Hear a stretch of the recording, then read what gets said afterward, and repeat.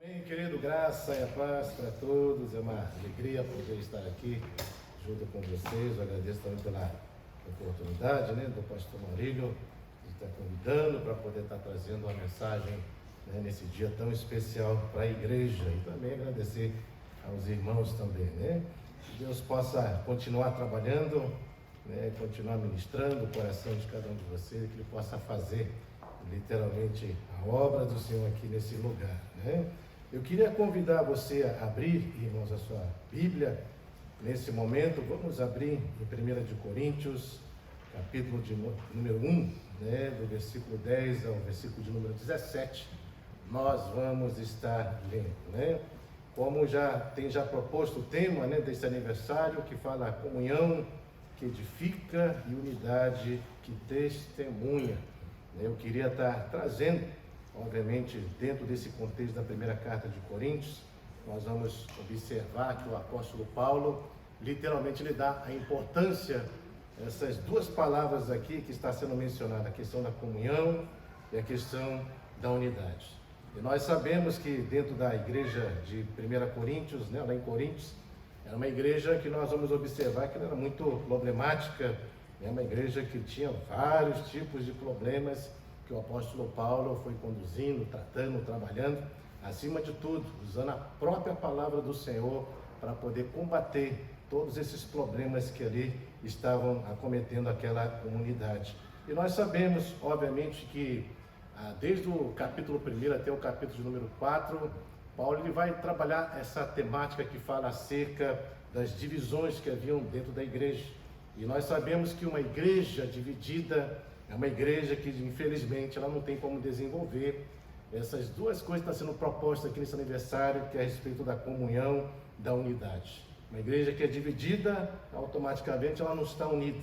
Se ela está dividida, automaticamente por causa dessa falta de unidade, obviamente não vai haver a comunhão desejada pelo Senhor. Então eu acredito que essa mensagem ela é bem propícia para mostrar para nós como igreja que nós temos que lutar contra toda e qualquer ação que queira de alguma forma ou outra dividir a igreja e acima de tudo na perspectiva bíblica, porque é isso que Paulo faz.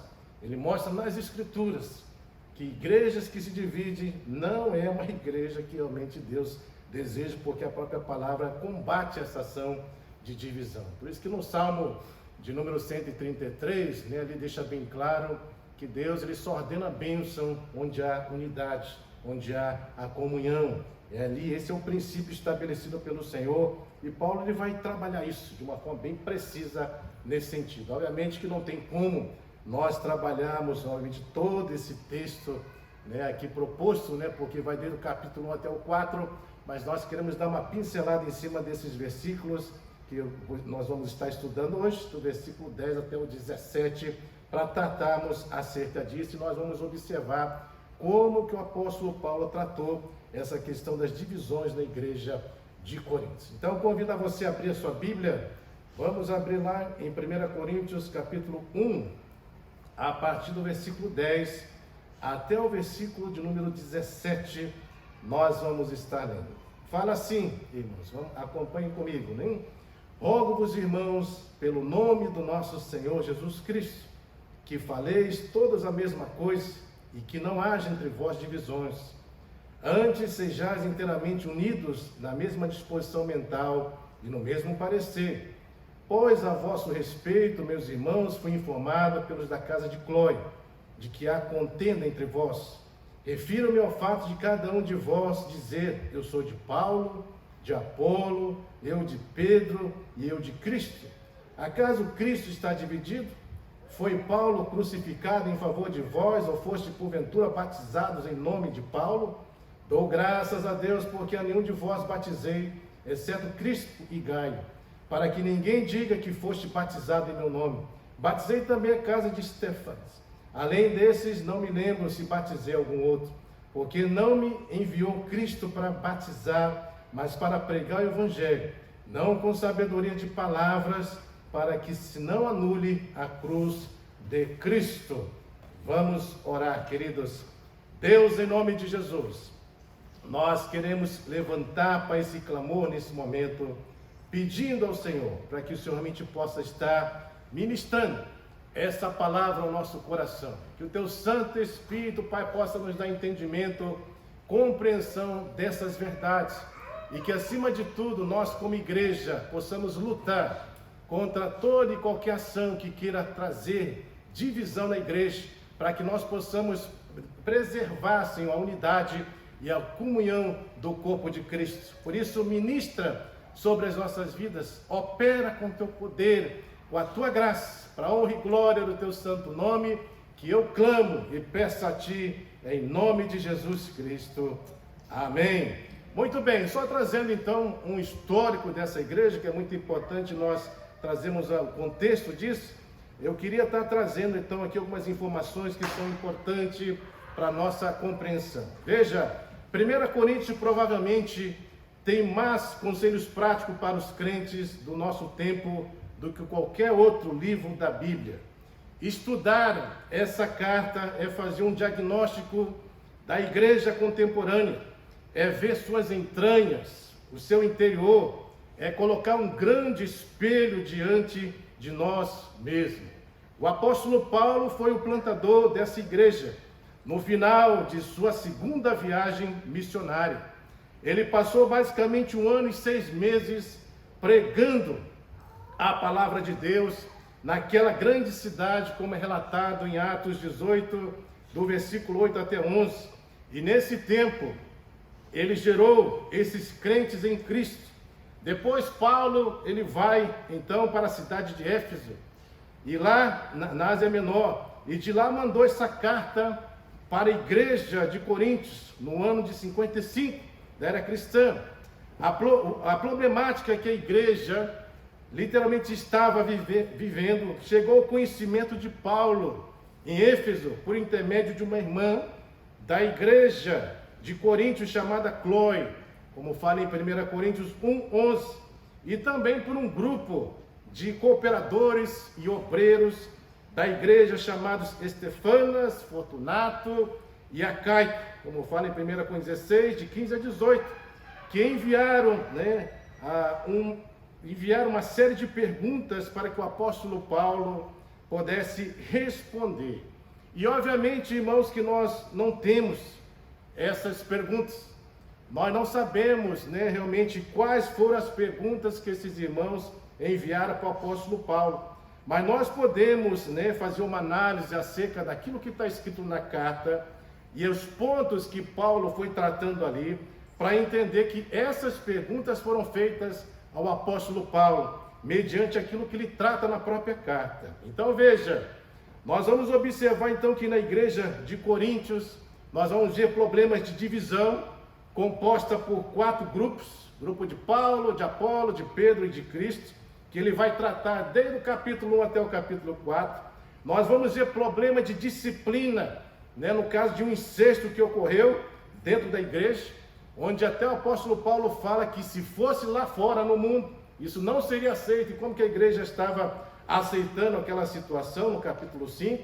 Mostra também questão de imoralidade sexual, irmãos processando outro nos tribunais da cidade, escandalizando o evangelho, prática da prostituição, falha de disciplina na igreja. E ele vai tratar isso do capítulo 5, capítulo 6. No capítulo 7 ele fala de problemas sobre o casamento, divórcio segundo casamento. Fala do capítulo 8 ao 10 sobre liberdade cristã. E aí ele faz uma comparação entre crentes fracos, crentes fortes. E dentro desse contexto de liberdade cristã, o que está acontecendo aqui é que haviam carnes que estavam sendo sacrificadas aos ídolos e estavam sendo vendidas no comércio da cidade, e os crentes então estavam questionando se eles poderiam comer essa carne que era sacrificada aos ídolos ou não. E por causa disso então houve esse embate. E aí Paulo, bem sabiamente, ele instrui aqueles irmãos, deixando bem claro que se comer carne escandaliza o seu irmão, então não coma carne. Então, por amor a esses irmãos, eu deixo de comer. Obviamente que ele não está instruindo que você não deva comer carne. Ele está mandando você que é forte na fé, você que tem uma maior maturidade, que entende que isso não tem nada a ver, que você realmente pudesse respeitar, esses irmãos a ponto de não comer ou seja, na frente deles. Então nós deveríamos agir com sabedoria. Então ele trata essa questão da liberdade cristã. E a minha liberdade, obviamente, não deve ultrapassar e nem ferir o coração do meu irmão que não tem essa compreensão, essa maturidade. Então ele trata isso acerca da liberdade cristã no capítulo 8 a 10. Vemos também questões relacionadas ao culto. Se realmente as mulheres deveriam usar véu, né, na hora do culto, né, e até que ponto as mulheres poderiam participar do culto. Então isso no capítulo de número 11 ele é tratado também. Fala também dos problemas que estavam ocorrendo com relação à maneira como os irmãos de Corinto estavam participando da ceia do Senhor, né? E Paulo vai também trabalhar nessa questão. Fala também acerca de dons de língua, profecia, questão do culto, né? Edificação do culto, que vai desde o capítulo 12 até o 14, de como nós devemos desenvolver os nossos dons e como nós devemos usá-los. Questões também acerca da ressurreição, porque havia um grupo pequeno que não consideravam nem achavam que havia ressurreição de mortos, no capítulo 15. E Paulo então vai fazer questão de mostrar que essa questão da ressurreição é um tema muito importante para nós. Até porque se Cristo não ressuscitou e nós não vamos ressuscitar, nós estamos perdidos. Aquilo que nós fazemos então com relação a tudo que envolve o cristianismo fica em vão. Né? Até porque se Cristo não ressuscitou, né, nós estamos servindo a quem? Né? Nós estamos servindo a quem? É um Cristo morto? A um Cristo que não está à destra do Deus Todo-Poderoso? A quem nós estamos servindo?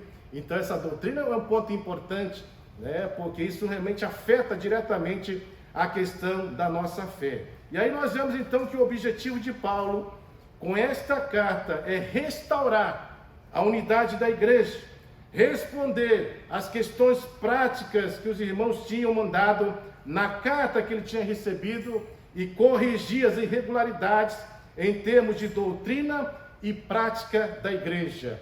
Então, esse é um breve, né, histórico do contexto dessa carta, para que nós possamos, né, estar entendendo o que o apóstolo Paulo realmente está querendo tratar e ensinar dentro desses versículos que nós vamos estar estudando a partir de agora. Então, volta lá agora para o texto, irmãos, e nós vamos então agora trabalhar essa temática de como nós podemos tratar as divisões na igreja.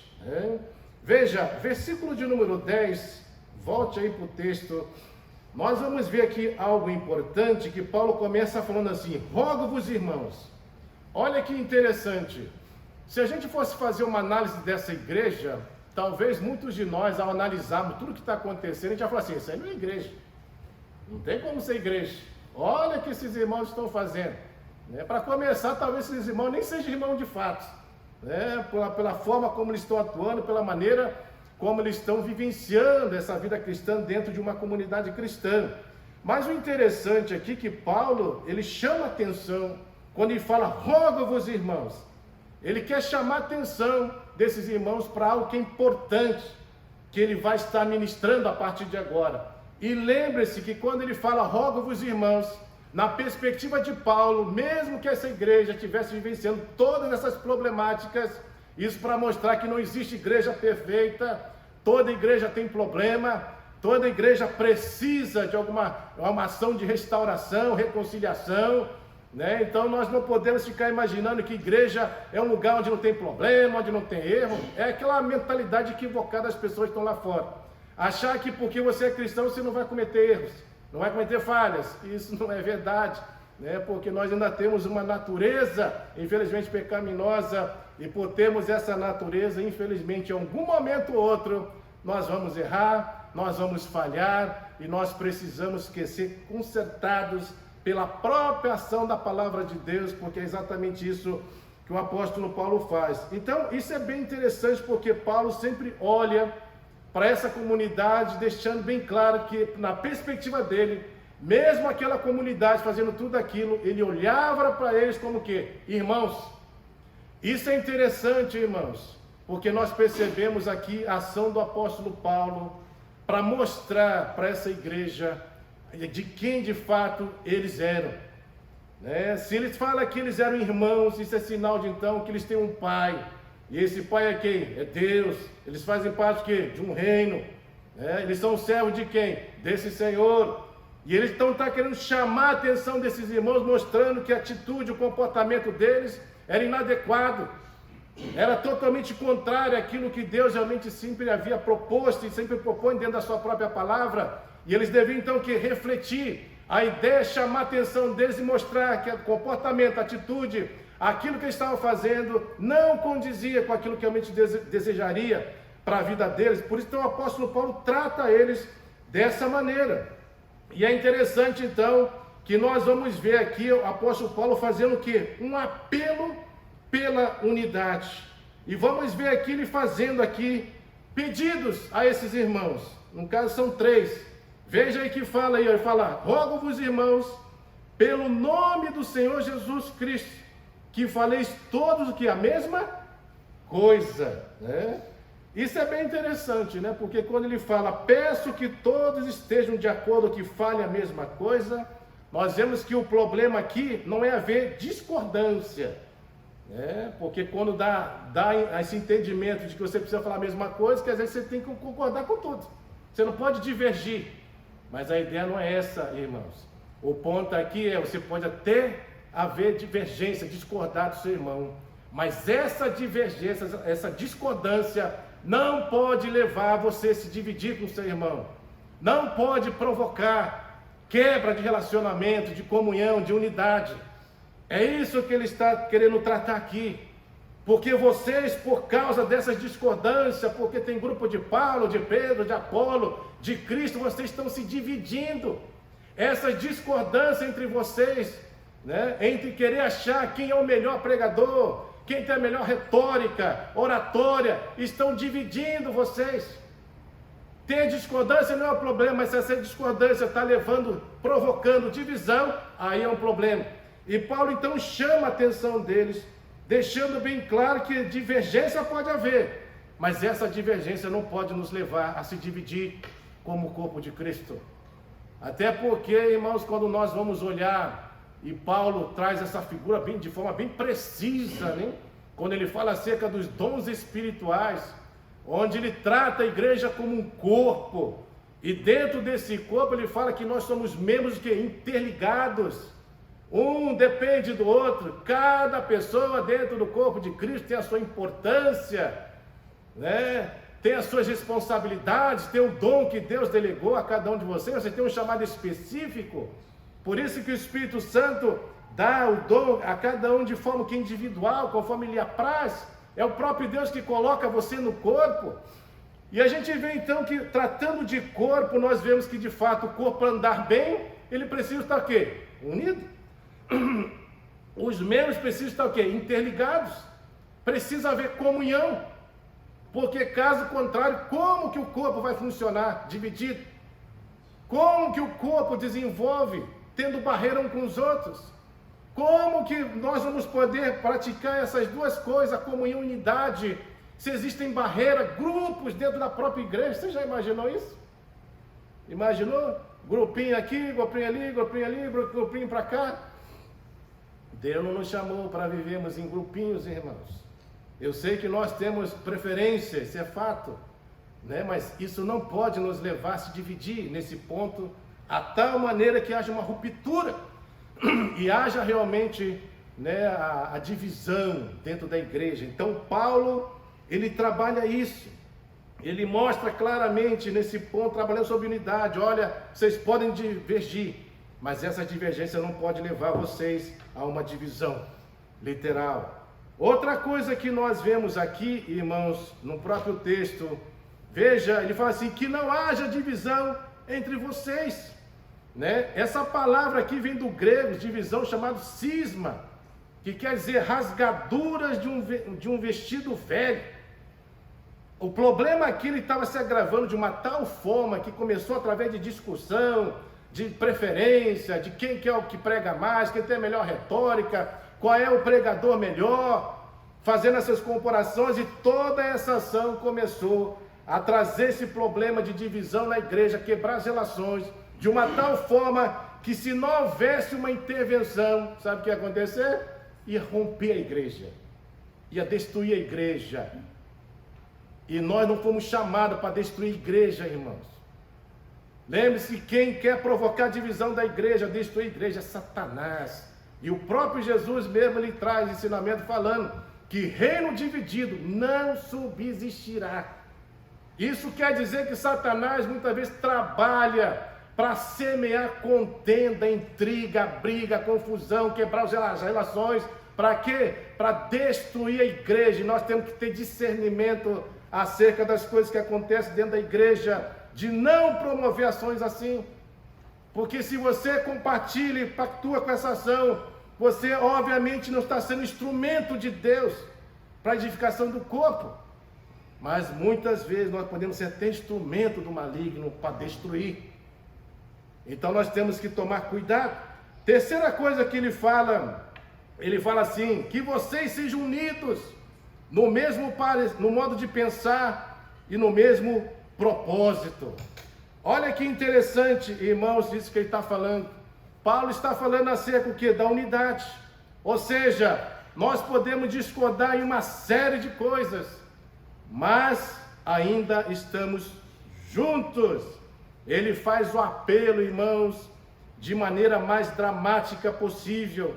Ele de fato poderia ordenar a esses irmãos, porque tinha autoridade, ele foi o implantador dessa igreja, e ordenar a esses irmãos, vocês têm que fazer isso. Mas ele não prefere fazer isso. Ele quer trabalhar com esses irmãos, usando as escrituras, para convencê-los acerca daquilo que eles estão fazendo.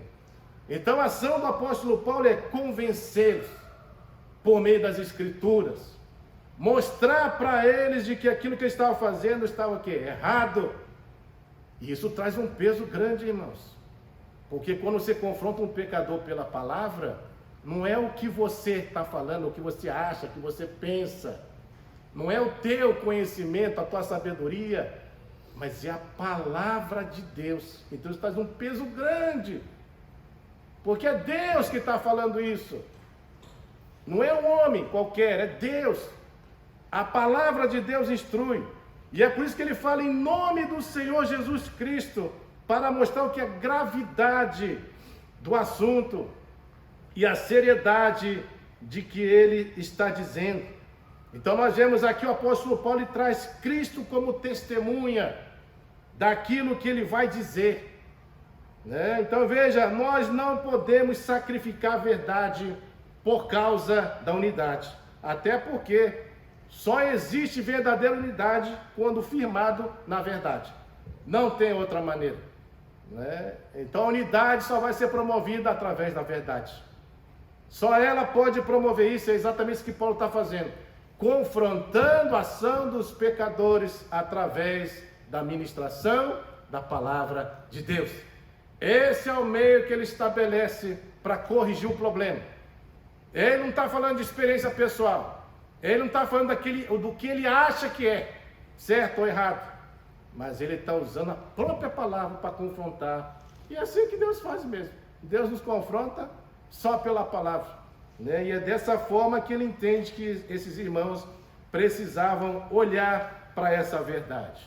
Outra coisa que nós vemos, que no versículo de número 11, volta lá, ele fala: pois a vosso respeito, meus irmãos, fui informado pela casa de Cloe, de que há contenda entre vós. Olha que interessante. Quem disse para ele? Quem falou para o apóstolo Paulo acerca desses problemas? A casa de Cloe. E esses irmãos, lá em 1 Coríntios 16, esses obreiros, cooperadores da igreja, que levaram esses questionamentos ao apóstolo Paulo, que trouxe a ter essas informações acerca de um monte de problemas que estava acontecendo lá na igreja. E a gente poderia até colocar como um tema principal da carta, como resolver os conflitos na igreja. Porque problema é que não falta dentro de igreja, de toda espécie, de toda natureza. Então nós temos que realmente tratar. Mas veja, ele está mostrando aqui, irmãos, a fonte de quem falou. Nós temos um problema na nossa vida cristã, que geralmente quando surge um problema, a primeira coisa que as pessoas fazem assim: pastor, eu vou falar, mas por favor, não mencione meu nome. Eu não quero problema para mim. Não quero que ninguém fique sabendo que fui eu que falei. Mas o interessante é que o apóstolo Paulo aqui, as pessoas talvez poderiam até repreender o apóstolo Paulo, né? Falei, Paulo, que isso, Paulo? Você vai falar, vai mencionar a fonte? Né? Porque no mundo é assim, né? Tem sigilo de fonte, né? Mas no reino de Deus não tem sigilo de fonte não, irmãos. Nós não somos irmãos em Cristo. Cadê o amor verdadeiro, sem hipocrisia? Eu tenho que ter a ousadia de chegar, seja para quem for, não importa, e falar a verdade. Eu falo assim, eu fiquei chateado sim, estou triste sim, por causa disso, por causa daquilo. Ter a sinceridade de chegar na pessoa e falar, porque o apóstolo Paulo está mostrando aquilo em forma fonte, irmãos. E isso é importante, porque imagina, olha o problema que as pessoas largam para o pastor. Chega assim, pastor, eu fiquei sabendo disso. Só que se eu não falo que eu falei para o Senhor, senão a pessoa vai saber que eu falei. Aí o que acontece? Como é que o pastor resolve o problema assim? Vai chegar para a pessoa, ô fulano, eu fiquei sabendo aí que você fez isso. Qual é a primeira ação da pessoa? Quem que te falou isso, pastor? Quem foi a pessoa? Eu não posso falar quem foi. Aí como é que resolve isso? Como é que você vai saber se isso que chegou até você é uma verdade ou não é verdade? É um fato ou não é fato? Por quê? Porque aí você só está se firmando na palavra daquela pessoa. Então, precisa haver transparência na ação. Deve haver anúncio de fonte. Nós, como cristãos, precisamos ter essa ação de uma tal forma que nós podemos chegar diante da pessoa e ser sincero, falar, fui eu que falei, eu disse isso mesmo, porque está acontecendo. E nós queremos resolver essa questão.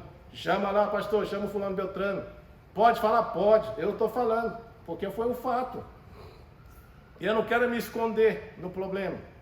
E aí eu já tive casos de pessoas que falam assim, ó, olha pastor, mas não fala meu nome não, quer dizer, joga a bomba para você e a pessoa fica na dela, aí vem tudo para você. E a pessoa fica lá no cantinho dela, quietinho, né? Para que não surja problema para ela. Mas largou a bomba lá para resolver. Então, a ideia é, se você não quer, né, se revelar, nesse sentido, é melhor nem falar. Porque é necessário ter transparência, irmãos. É necessário que se fale. Tratar problema precisa, não pode haver sigilo de fonte. Nós precisamos ter essa transparência com os irmãos. Chegar de forma sincera. É óbvio que aí tem que ter o cuidado da fala, da maneira como vai se achegar. Não é usar de qualquer forma, de qualquer maneira, usando palavras agressivas, né? Mas de forma respeitosa, porque a ideia desse processo é o quê? Reconciliar. Não é isso? Deus não corrige a quem ama. Deus não está ali para destruir, Deus está ali porque por amor a nós, Ele nos corrige. Então é dessa forma que nós temos que nos achegar. E o apóstolo Paulo faz questão disso, irmãos. Ele mostra mesmo. E para resolver conflito, você não pode omitir e ficar calado, porque é pior. É pior, não se resolve. E a coisa só se agrava. Então nós temos que tomar cuidado, porque Paulo fala aqui bem claro, ele informa, foi a casa de Clói que me avisou. E a gente vê que não tem nenhuma rejeição na casa de Clói falando, nem desses irmãos que foram lá. Paulo, por que você mencionou o nosso nome? Sabe por quê, irmãos? Porque o desejo desses irmãos é consertar o problema. Eles entendem que se não consertar, essa igreja vai se dividir, vai se destruir. Então eles estão dispostos a pagar o preço ali. Pode falar, pode mencionar, porque é uma verdade. E se é uma verdade, você não tem o porquê ficar se escondendo. Por que você vai se esconder? Nós temos que ser sinceros, sermos genuínos, verdadeiros naquilo que nós estamos fazendo, nem falando. Veja, versículo 12, veja só aqui, irmãos, o motivo das brigas que estavam ocorrendo aqui. Olha o motivo da divisão. Refiram-me ao fato de cada um de vós dizer, eu sou de Paulo, eu sou de Apolo, eu sou de Cefas, eu sou o quê? De Cristo. Então veja, o motivo aí das divisões, o ponto central é isso aqui, é esses grupos que foram formados. Essas brigas eram por causa do quê? Desses partidos que se levantaram na igreja. De Paulo, grupo de Pedro, grupo de Apolo e grupo de Cristo. E é interessante isso aqui, porque nós precisamos, obviamente, conhecer o contexto, irmãos, do porquê que esses irmãos começaram a cultuar e dar preferência à personalidade dentro da igreja. O porquê disso? Isso é bem interessante nós entendermos por quê? Porque a cidade de Coríntios, irmãos, eles eram formados pela sua grande maioria pelos gregos. E os gregos, eles gostavam de filosofia, assim como nós brasileiros gostamos de futebol, né? Eles gostavam de filosofia. Eles tinham seus ídolos, dentro do contexto deles. E quem eram os ídolos dele?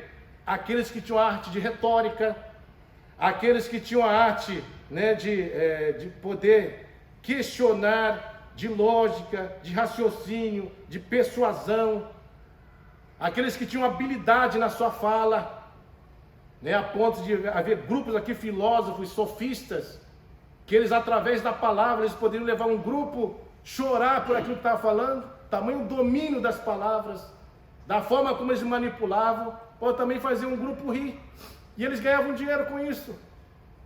E aí o que acontece? Esses irmãos se convertem. Aí o que eles fazem? Eles começam então a direcionar agora esses ídolos para os pregadores famosos daquele contexto, que era o apóstolo Paulo, depois quem assumiu Apolo, Pedro, porque era um grande líder dos apóstolos, e eles conheciam, e havia esse grupo místico, né, chamados de Cristo, que eles basicamente falavam assim: nós não somos guiados por homens, a nossa fonte é Cristo, e achavam então que deveriam viver dessa forma, não depender de homem nenhum. Então havia esse era o grupo mais perigoso, era um grupo místico nesse sentido. Então, por causa dessa ação, por causa da preferência, apreço por pessoas assim, eles transferiram isso então para quem? Para esses pregadores cristãos. E a partir daí que surgem esses grupos. Começa a disputa. Quem que prega melhor? Paulo. Não, acho que é Apolo. Ah, não, Paulo vai ter também retórica, mas a eloquência é Apolo. Esse aqui, quando fala, ele persuade mesmo, convence. Eles se admiravam com essas ações. E esses grupos estão formados por causa disso. Se formam esses grupos dentro da igreja por causa dessas preferências e apreço a essas características. Então, nós vemos claramente aqui, irmãos, que Paulo ele fica ciente dessa verdade.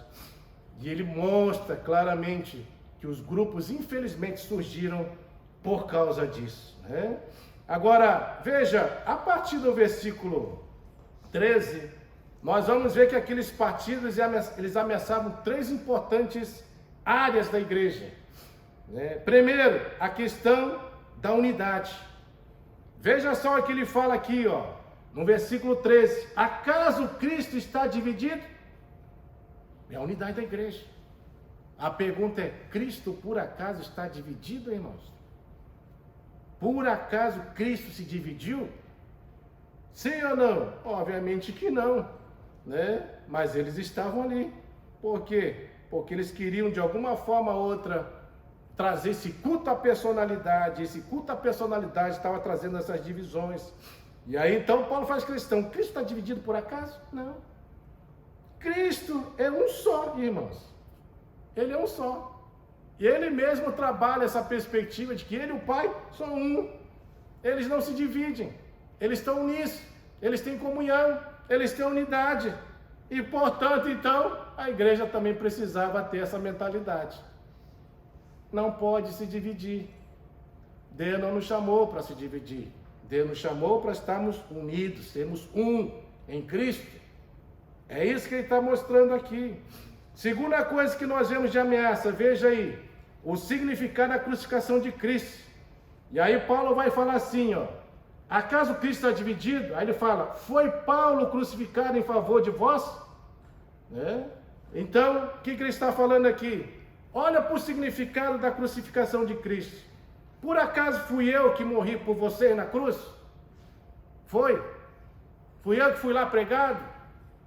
Fui eu que entreguei minha vida por vocês lá, paguei o preço por vocês naquela cruz? É isso que Paulo está fazendo eles refletirem. Qual é a resposta? Não foi. Mas quem fez isso? Cristo. E por que desses grupos? Paulo, Pedro, Apolo, de Cristo. Por quê? Não faz sentido nenhum haver esses partidos. Afinal de contas, não foi Paulo que morreu por você. Não foi Apolo que morreu por você. Não foi Pedro que pagou o preço por você, mas foi quem? Cristo.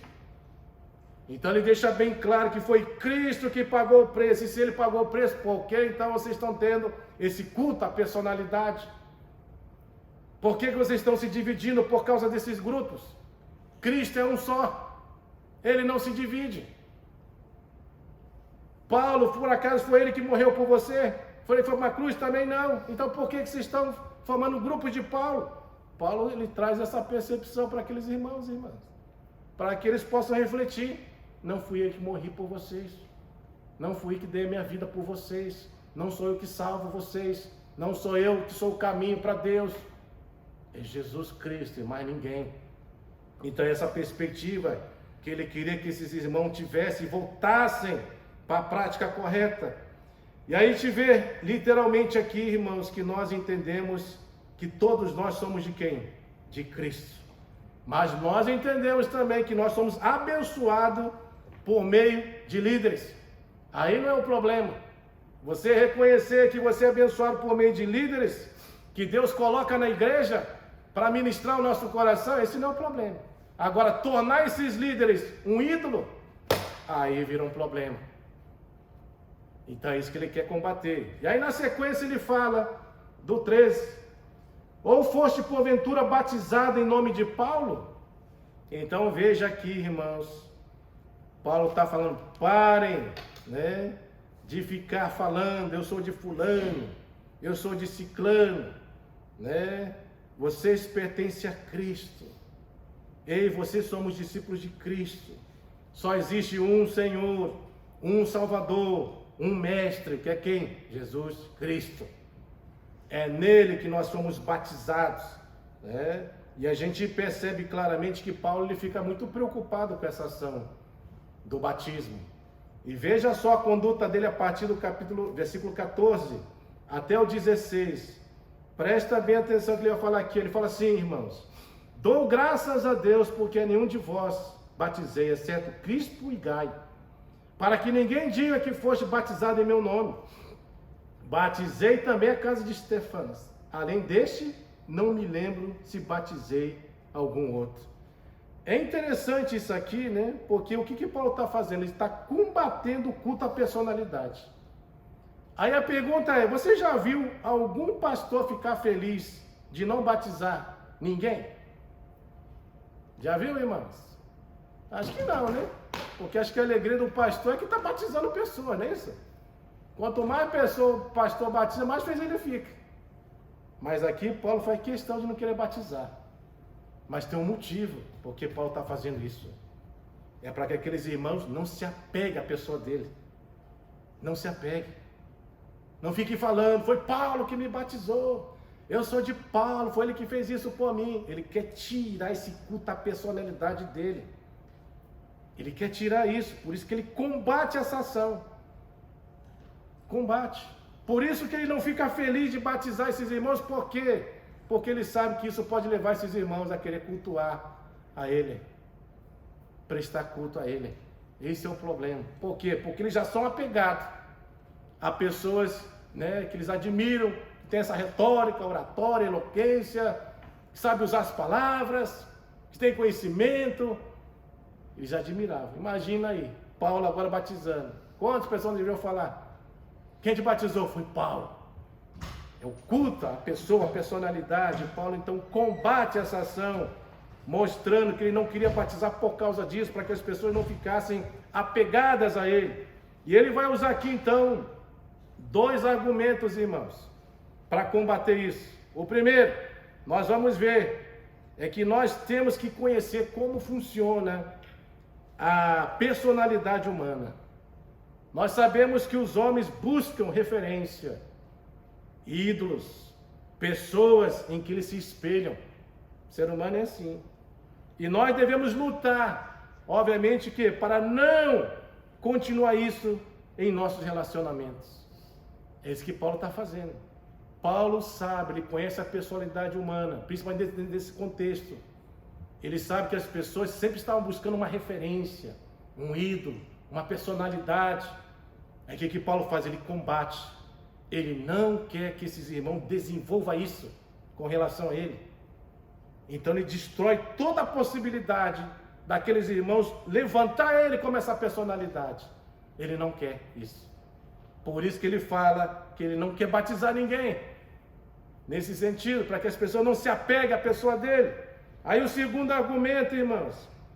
Veja aí que ele fala em versículo 17. No 17 ele fala, porque não me enviou Cristo para batizar, mas para pregar o evangelho, não com sabedoria de palavras, para que não se anule a cruz de Cristo. Ou seja, qual o segundo argumento? Ele fala aqui que o foco não deve ser no pregador, mas em Cristo.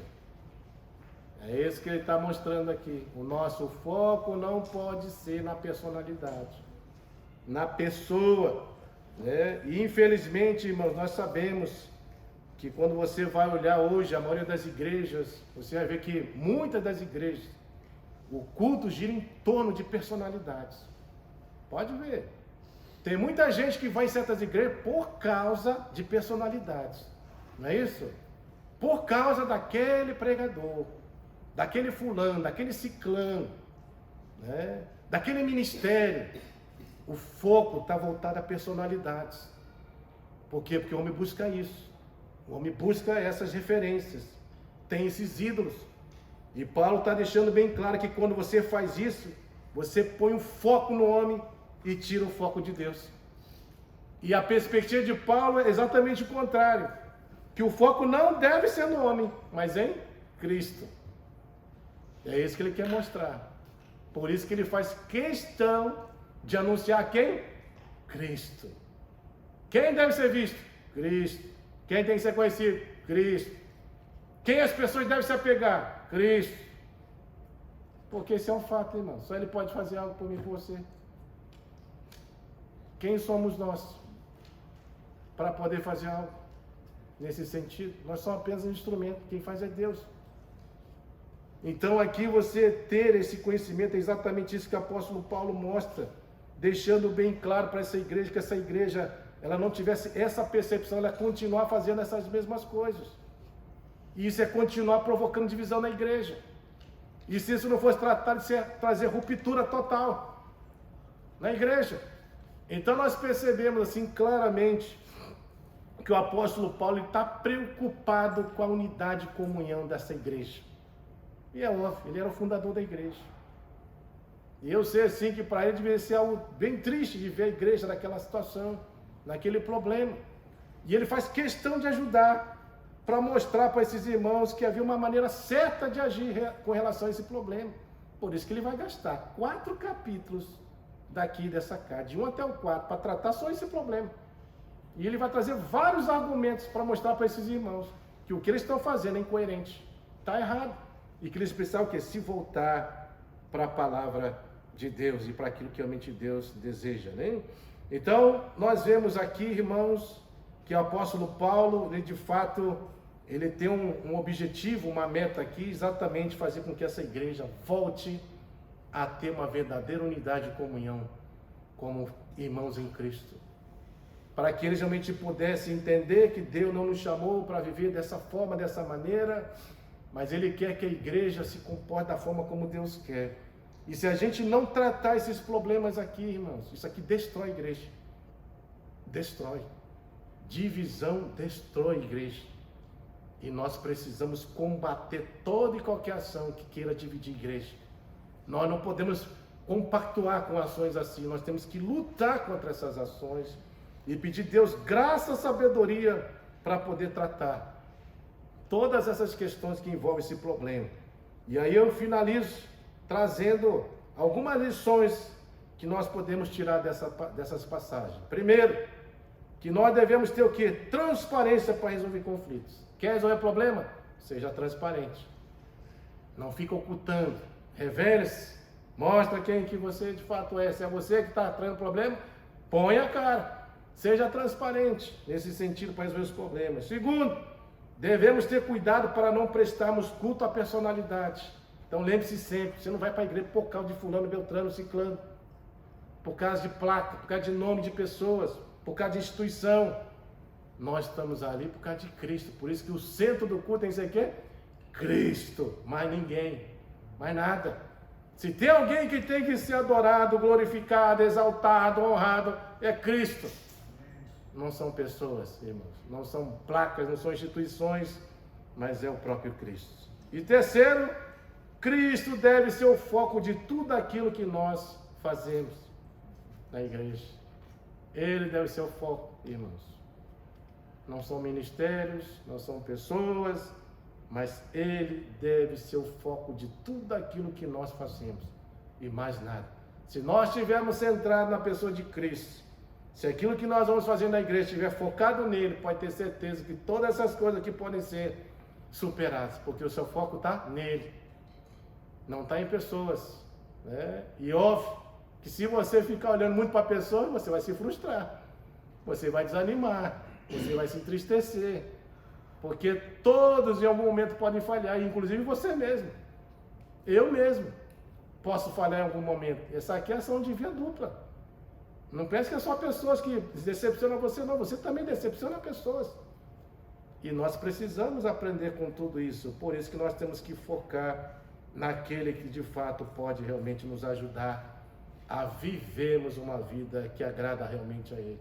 Então, quando o nosso foco está em Cristo, a nossa vida está em Cristo, tudo isso, esses problemas são superados, porque é nele que nós andamos, vivemos, é nele que nós confiamos, e é por isso que isso nos leva a caminhar de uma forma realmente que agrada a Ele. E que nós, como igreja, nós possamos olhar para a temática desse aniversário da igreja de Nassau e compreender a importância da comunhão e da unidade. Comunhão que edifica, unidade que testemunha. E é só dessa forma que nós vamos poder vivenciar isso. E que a gente combata, irmãos, literalmente, toda e qualquer ação que possa trazer essas ações de divisões na igreja. Deus não nos chamou para ficarmos divididos, mas Deus nos chamou para sermos um corpo, uma família, fazemos parte do mesmo reino. Lembre-se, você serve ao mesmo Deus.